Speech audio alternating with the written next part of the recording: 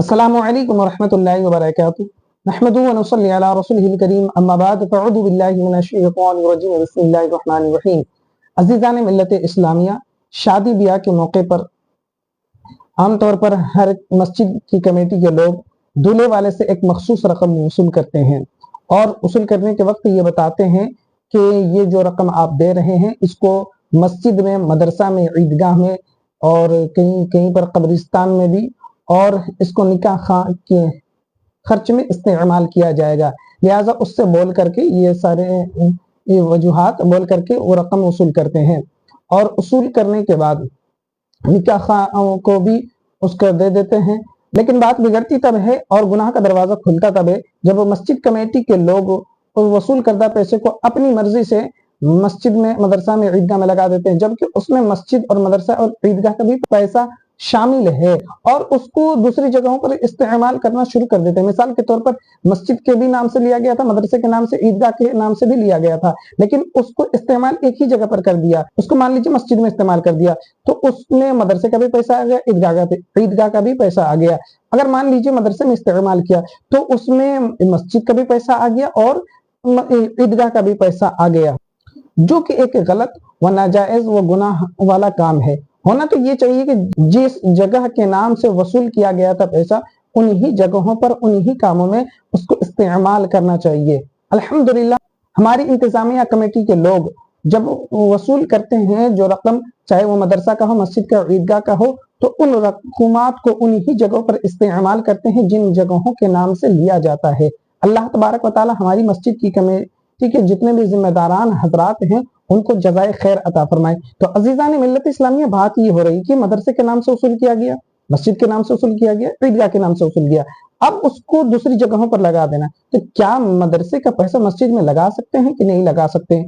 तो आला हजरत फतावा रज़विया में फरमाते हैं कि जिस जगह के लिए चंदा जमा किया गया हो या किसी ने दिया हो या आमदनी हुई हो, जिस जगह के लिए, उसको उसी जगह पर इस्तेमाल करना चाहिए। उसके अलावा दूसरी जगहों पर अगर आप इस्तेमाल कर देंगे तो ये नाजायज व गुनाह है।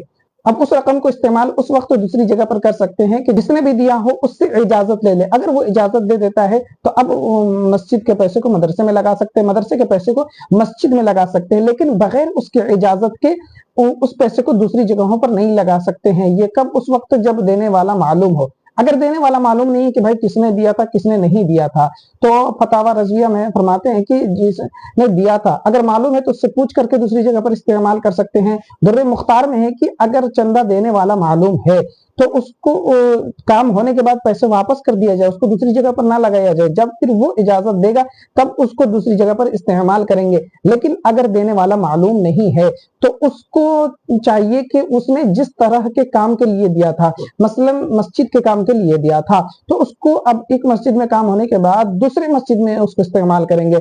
मदरसे में दिया था तो मदरसे में काम होने के बाद दूसरे मदरसे में इस्तेमाल करेंगे, जब देने वाला मालूम ना हो तब। लेकिन अलबत्ता इस वक्त ऐसा होता नहीं है कि एक मस्जिद में काम खत्म हो जाए तो दूसरे मस्जिद में लगाने की जरूरत नहीं पड़ती है। तो जिस मस्जिद में, जिस मदरसे में दिया था उसको उसी जगह पर इस्तेमाल करना चाहिए।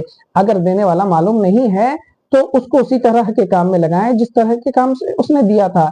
अलबत्ता अगर आपको जिस काम के लिए दिया गया था, मदरसा या मस्जिद के लिए दिया गया था, और मदरसा और मस्जिद में काम अगरचे मुकम्मल हो गया हो, ये तो मुमकिन नहीं है इस वक्त, इस दौर में, लेकिन अगर आपका मदरसे में काम मुकम्मल हो चुका है, अब जरूरत 1 रुपये की भी नहीं है, मस्जिद में काम हो चुका है, ईदगाह में काम हो चुका है, अब जरूरत 1 रुपये की भी नहीं है और आपको उस तरह के दूसरे काम भी नहीं मिल रहे, यानी दूसरी मस्जिद भी नहीं मिल रही, जो इस वक्त मुमकिन नहीं है, और दूसरा मदरसा भी नहीं मिल रहा है, तो दुर्र मुख्तार में है कि वो जो रकम वसूल किया गया है, जो जमा है, तो उस रकम को फकीरों में तकसीम कर दिया जाए, उसको दूसरी जगह पर इस्तेमाल ना किया जाए। उसको दूसरी जगह पर इस्तेमाल उस वक्त करेंगे जब देने वाला मालूम हो और उसकी इजाजत हो तब। देने वाला मालूम नहीं है तो और पैसा बच रहा है तो उस पैसे को दूसरी जगह इस्तेमाल करना जायज नहीं है, उसको सदका कर देना है फकीरों में।